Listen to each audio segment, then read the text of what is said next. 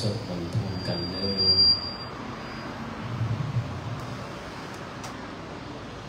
สำรวมกายวาจาใจกราบพระรัตนตรัยพร้อมกันนะกราบกราบกราบอะระหังสัมมาสัมพุทโธภะคะวาพระผู้มีพระภาคเจ้าเป็นพระอรหันต์ดับเพลิงกิเลสเพลิงทุกข์สิ้นเชิงตรัสรู้ชอบได้โดยพระองค์เองพุทธังภคะวันตังอภิวาเทมิข้าพเจ้าอภิวาทพระผู้มีพระภาคเจ้าผู้รู้ผู้ตื่นผู้เบิกบานกล่าวสวามคาโตภะคะวะตาธัมโมพระธรรมเป็นธรรมที่พระผู้มีพระภาคเจ้าตรัสไว้ดีแล้วธัมมังนัมมัสสามิข้าพเจ้านมัสการพระธรรมสุปฏิปันโนภะคะวะโตสาวกสังโฆพระสงฆ์สาวกของพระผู้มีพระภาคเจ้าปฏิบัติดีแล้วสังฆังนามามิข้าพเจ้านอบน้อมพระสงฆ์อันดัมมายังบุตสะภะคะวะโตปุพพาคณัมมาการังกะโลมาเสนะโม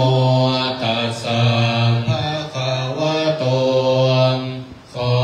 นอบน้อมแด่พระผู้มีพระภาคเจ้าพระองค์นั้นอะระหะโตซึ่งเป็นผู้ไกลจากกิเลสสัมมาสัมพุทธัสสะตรัสรู้ชอบได้โดยพระองค์เองนะโมตัสสะภะคะวะโตขอนอบน้อมแด่พระผู้มีพระภาคเจ้าพระองค์นั้นอะระหะโต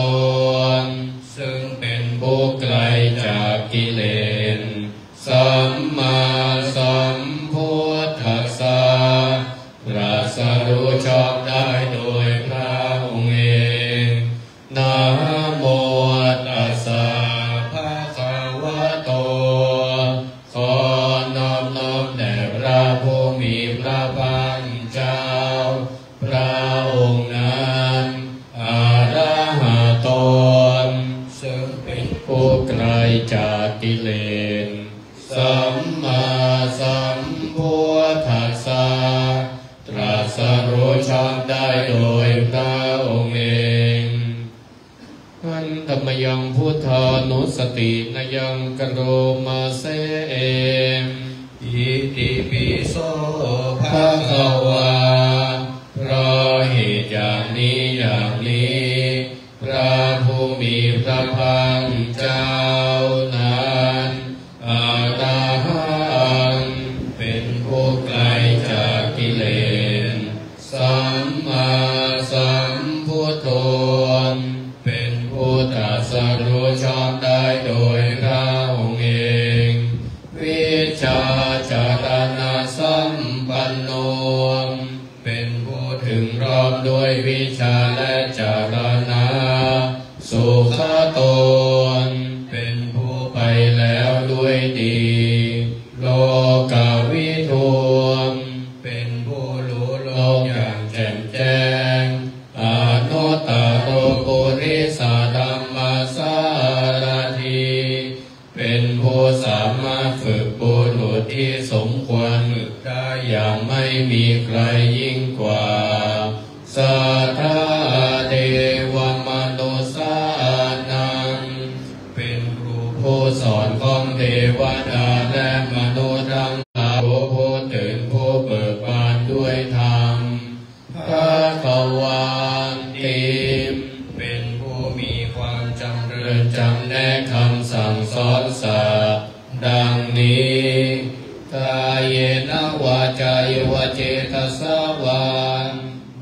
กายก็ดีด้วยวาจาก็ดีด้วยใจก็ดี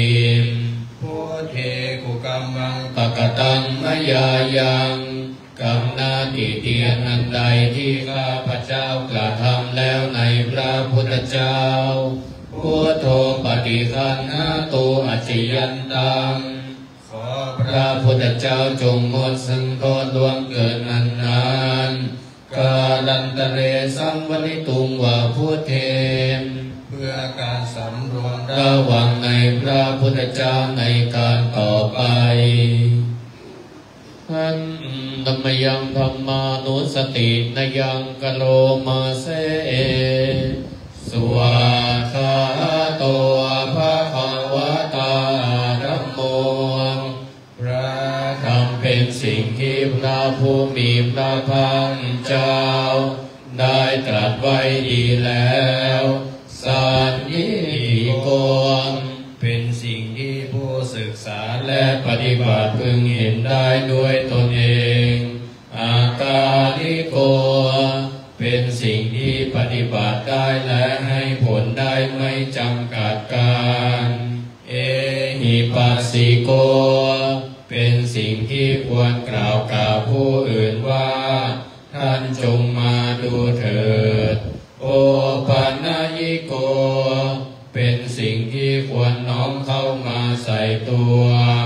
ปัจจตังเวทิตาโพวินโยหินติเป็นสิ่งที่ผู้รู้รู้ได้เฉพาะตนดังนี้กายเยนวาจายุเจตสวาน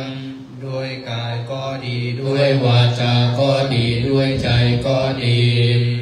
ธรรมเมกุกัมมังปะกตังมยายังกรรมนาติเตียนอันใดข้าพเจ้ากระทำแล้วในพระธรรมธัมโมปฏิคันหาตุอัจฉยันตัง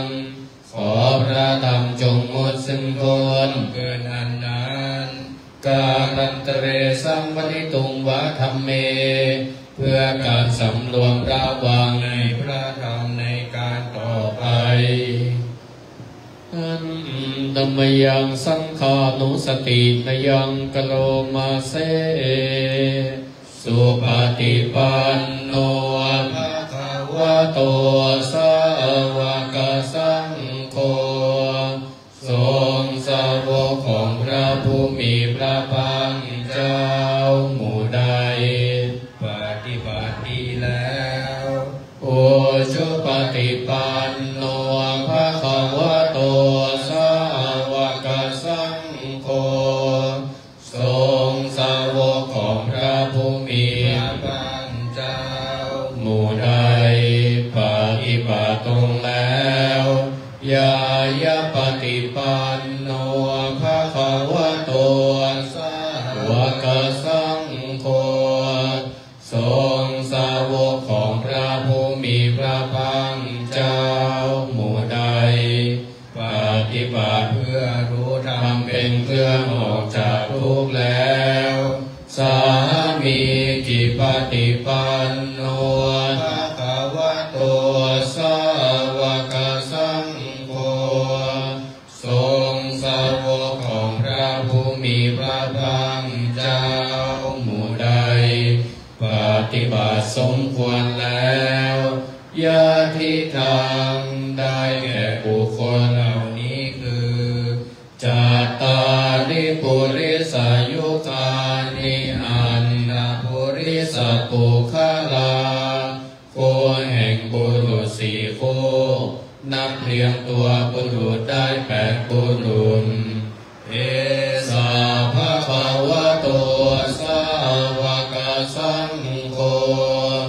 นั่นแหละทรงสาวกของพระผู้มีพระภาคเจ้าอาหุนายโยเป็นสงฆ์ควรแก่สักการะที่เขานำมาบูชาอาหุนายโยเป็นสงฆ์ควรแก่สักการะที่เขาจัดไว้ต้อนรับทินายโยเป็นผู้ควรรับศีลนาทานอัญชลีการนิโย บุคคลทั่วไปควรดำมันชลีอนุตตรังปุญญาเขตังโลกัสสติเป็นเนื้อนาบุญของโลกไม่มีนาบุญอื่นยิ่งกว่าดังนี้กายเยนะวาจายวเจตสาวันด้วยกายก็ดีด้วยวาจาก็ดีด้วยใจก็ดีสังเคกุกัมมังปะกตังมยายังกรรมหน้าที่เตียนอันใดที่ข้าพเจ้ากระทำแล้วในพระสงฆ์สังโฆปฏิคันหาตุอัจฉยันตังขอพระสงฆ์จงงดซึ่งโทษล่วงเกินนานๆการันตเรสังวริตุงวาสังเคเพื่อการสำรวมระวังในพระสงฆ์ในการต่อไปธัมมยังอภินาปัจเจเวคณาปาทังปนามาเสชาราธรรมโมมิเรามีความแก่เป็นธรรมดาชารังอนัตติโตล่วงพ้นความแก่ไปไม่ได้พยาธิธรรมโมมีเรามีความเจ็บไข้เป็นธรรมดาพยาธิอนัตติโตล่วงพ้นความเจ็บไข้ไปไม่ได้มรณะธรรมโมมีเรามีความตายเป็นธรรมดามรณะอนัตติโตล่วงพ้นความตายไปไม่ได้สาเพหิเมปิเยหิมนาเพหินานาภาโววินาภาโวเราละเว้นเป็นต่างๆคือต้องพลัดพรากจากของรักของชอบใจทั้งหลายทั้งปวงกรรมสโกมิเรามีกรรมเป็นของตนกรรมทายาโทเป็นผู้รับผลของกรรมกรรมโยนิเป็นผู้มีกรรมเป็นกำเนิดกรรมพันธุเป็นผู้มีกรรมเป็นเผ่าพันธุ์กรรมปฏิสารโนเป็นผู้มีกรรมเป็นที่พึงอาศัยยังกัมมังกริสามิเราทำกรรมใดไว้กาลยานังวาปาปะกังวาดีหรือชั่วตัสสะทายาโทภวิสามิจะเป็นผู้รับผลของกรรมนั้นเอวังอัมเหหิอาภินังปัจเจเวคิตาพังเราทั้งหลายพึงพิจารณาเนืองๆอย่างนี้แลอันธัมมยังสาลาพันเยนะพุทธมังคลัตคาทาโยปนามาเสสัมพุทโธทิปะทังเสโทนิสิโนเจวามหัจจิเมโกตัญโยปุพพาเกจาอาคาไนเยจากังสะโปงสารีปุตโตจะทังทิเนอารติเยอุปาลิจังปัจฉิเมปิจานันโดพายัมเหจะภาวัมปติโมคัลลาโนจะโอตาเรอิสาเลปิจาราองโลงอิเมโคมังคาลาพุทธังสัพเพ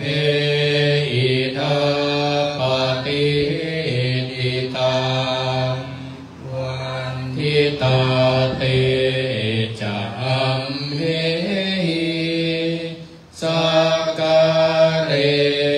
จะปุชิตาเอเตสังฆานุภาเวนะสัพพโสทิภวันตุโนอิเจ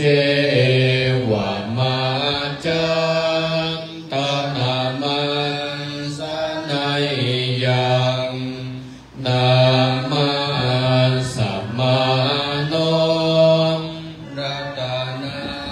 ตายังยังบุญญาภิสันดังวิปุลังอรหังตันสานุภาเวนะตั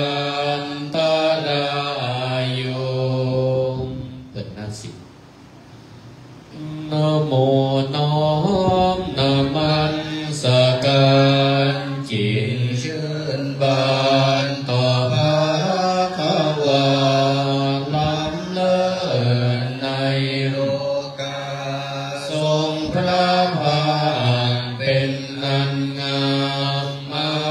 รหันตัดกิเลสสัมมุเฉ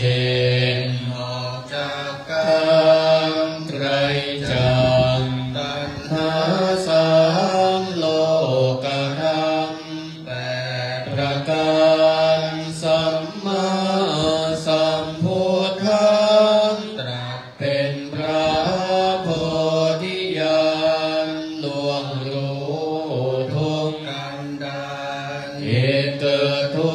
กข์เป็นธรรมดารู้ธรรมปฏิบัติพระองค์ตันซึ่งทุกขาดับชาติดับชาราพ้นมรณะถึงนิพพานอาหังอันว่าข้าเจตนานมัสการพุทโธผู้เบิกบานผู้ตื่นแล้วพ้นทุกข์ภัยรอบรู้คุณและโทษสั่งสอนโปรดสัตว์เวไนเราควรจะเข้าใจ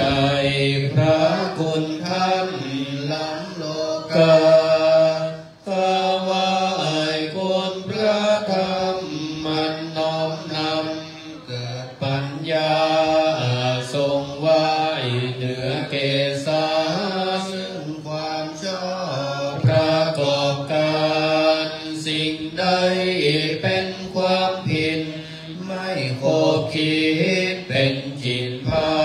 นนิร้อนผ่อนรำคาญหาความเย็นเป็นสุขใจ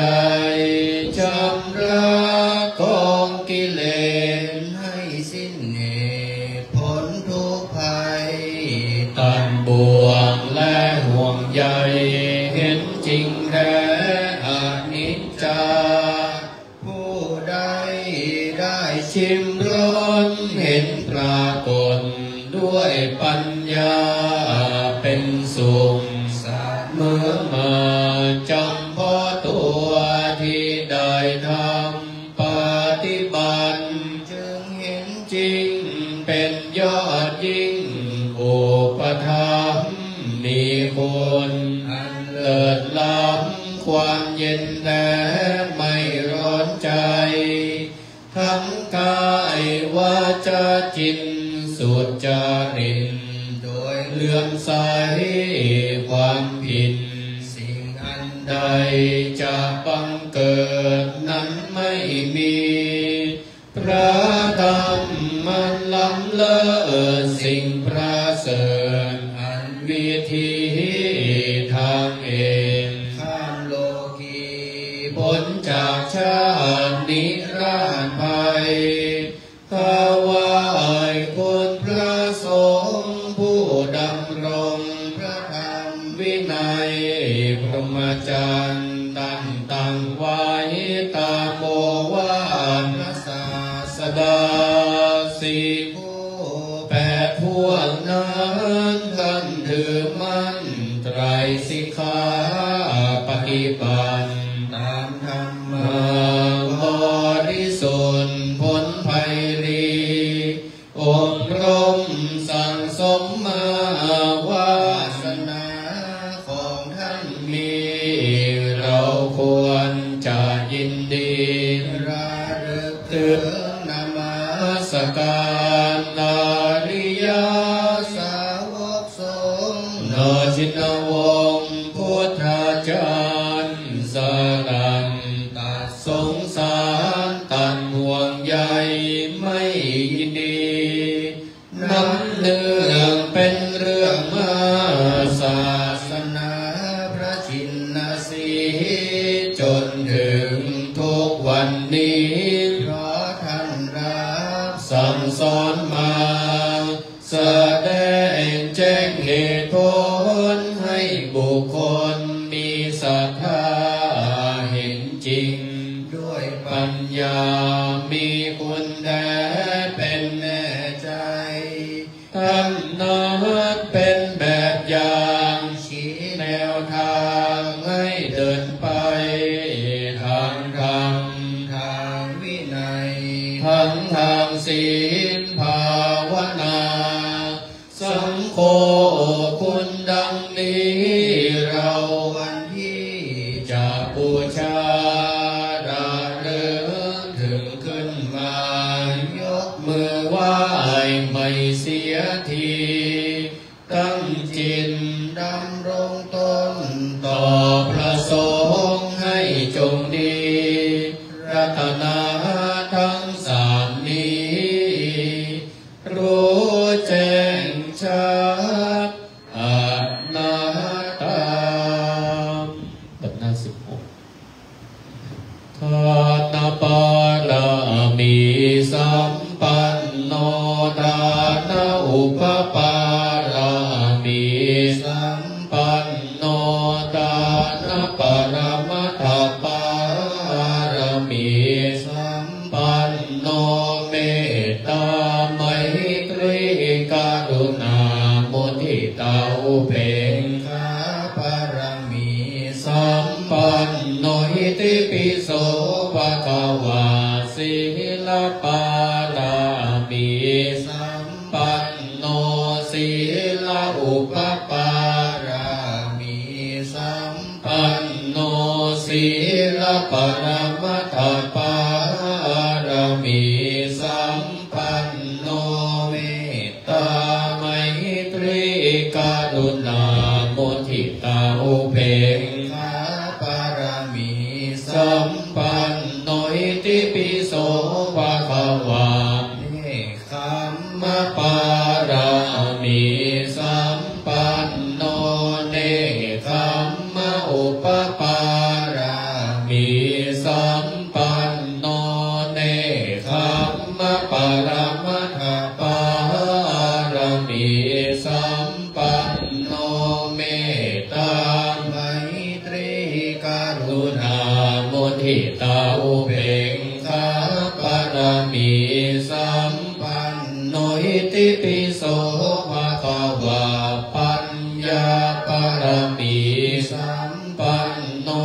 ปัญญาอุปปารามีสัมปันโนปัญญาปรมัตถปา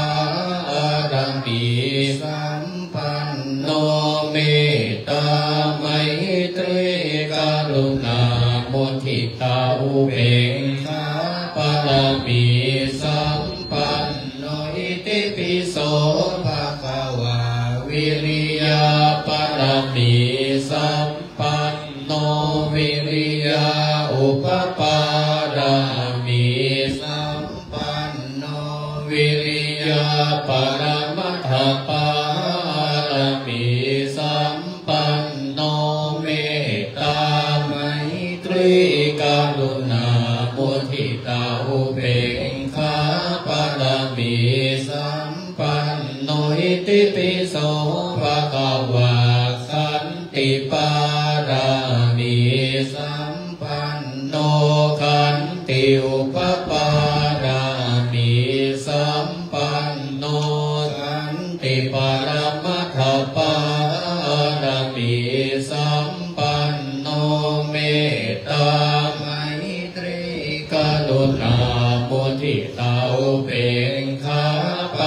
มิสัมปันโนอิติปิโสภะคะวะสัจจะปารามิสัมปันโนสัจจะอุปปารามิสัมปันโนสัจจะปรมัตถปารามิสัมปันโนเมตตาไมตรีกรุณามุทิตาอุเบกขาปรมิสัมปันโนอิติปิโสภะคะวะอธิฐานปารามิสัมปันโนอธิฐานอุปปารามิสัมปันโนอธิฐานปรมัตถปารามิสัมปันโนเมตตาไมตรีกรุณามุทิตาอุเบกขาปรมิสัมปันโนอิติปิโสภะคะวะเมตตาปรมิสัมปันโนเมตตาอุปปารามิสัมปันโนเมตตาปรมัตถปารามิสัมปันโนเมตตาไมตรีกรุณามุทิตาอุเบกขาปรมิสัมปันโนอิติปิโสภะคะวะเบกขาปรมิสัมปันโนเบกขาอุปปารามิสัมปันโนเบกขาปรมัตถปารามิสัมปันโนเมตตาไมตรีกรุณามุทิตาอุเบกขาปรมิสัมปันโนอิติปิโสภะคะวะทัสสะปารามิสัมปันโนทัสสะอุปปารามิสัมปันโนทัสสะปรมัตถปารามิสัมปันโนเมตตาไมตรีกรุณามุทิตาอุเบกขาปรมิสัมปันโนอิติปิโสภะคะวะพุทธังสรณังคัจฉามิธัมมังสรณังคัจฉามิสังฆังสรณังคัจฉามินะมามิหังลำต่อไปเป็นภาคสมาธิเจริญวิปัสสนาปนมมือกล่าวคำบริกรรมว่าตามอิมาหังพันเตภควาอัตตภาวังตุมหากังปริจจฉามิข้าแต่พระผู้มีพระภาคเจ้าผู้เจริญพระพุทธเจ้าทั้งหลายขอน้อมถวายซึ่งอัตภาพร่างกายนี้แด่พระผู้มีพระภาคเจ้าด้วยการเจริญวิปัสสนากรรมฐานขอเอาซึ่งวิปัสสนาญาณและอริยมรรคญาณเจ้าดวงประเสริฐจงมาบังเกิดในขันธสันดานแห่งการนั่งภาวนานี้แด่เธอลดมือลงวางไว้บนตักมือขวาตักซ้ายตั้งกายขึ้นลงดูลมหายใจและหายใจออกของตนหายใจเข้ารู้หายใจออกก็ดูอาการตามความเป็นจริงหายใจเข้าก็รู้ว่าหายใจออกท้องยุบรู้ว่ายุบหนอได้ยินเสียงก็รู้ว่าได้ยินหนอสักแต่ว่าได้ยินเราต้องไปปรุงแต่งพอไปปรุงแต่งเดี๋ยวก็จะวิเคราะห์ว่าเป็นเสียงรถก็จะทำให้เกิดความรำคาญเกิดความโกรธปรุงแต่งกิเลสที่เกิดขึ้นเพราะฉะนั้นรู้และปล่อยได้ยินได้เห็นได้ฟังก็ปล่อยวางต่อไปก็ขอให้ท่านทั้งหลายได้พิจารณา ลมหายใจของตนของตน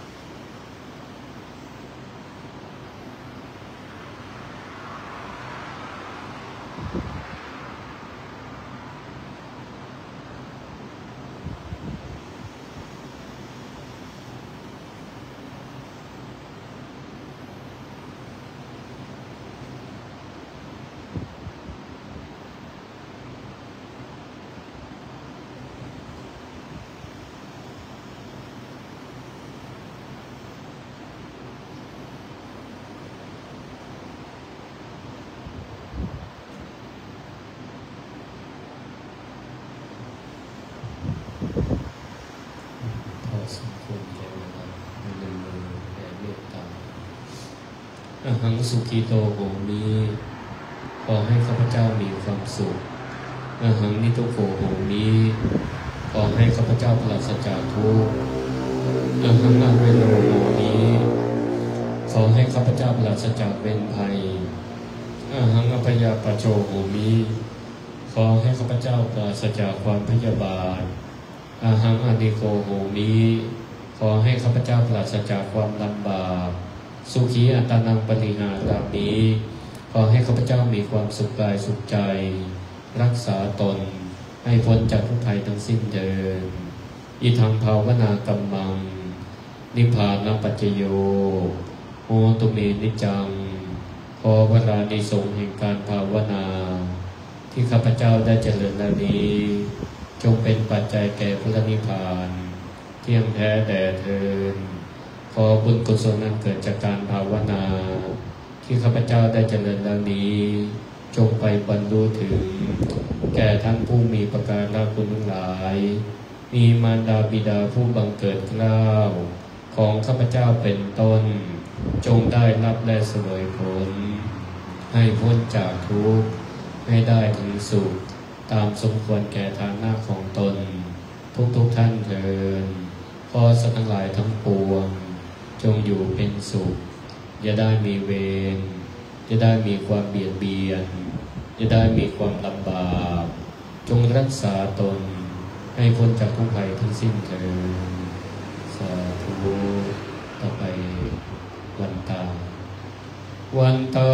มิพุทธังสัพพังเมโตสังฆามาดามิวันเตวันตามิธัมมังสัพพังเมโตสังฆามาดามิวันเตวันตามิสังฆังสัพพังเมโตสังฆามาดามิวันเตวันตามิกรุอุปัชฌาจาริเยสัพพังเมโตสังฆามา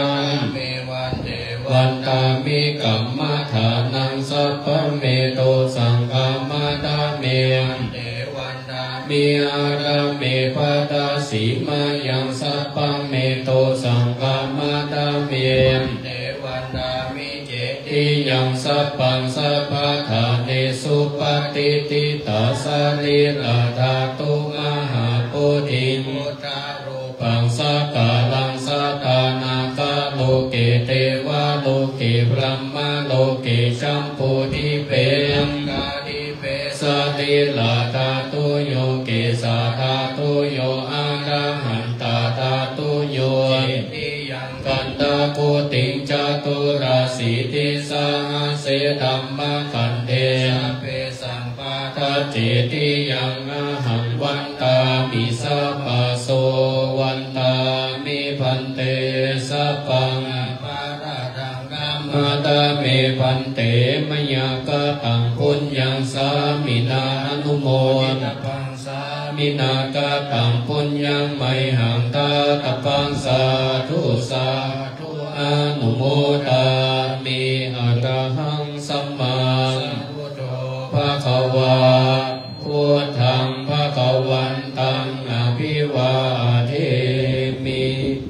สวากขาโตภะคะวะตาธัมโมธัมมังนัมมัสสามิสุปฏิปันโนภะคะวะโตสาวกสังโฆสังฆังนัมมามิ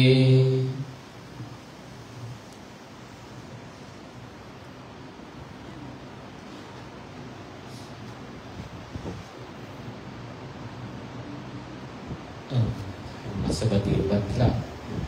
กับสถานญาติโยมทั้งหลายก็วัน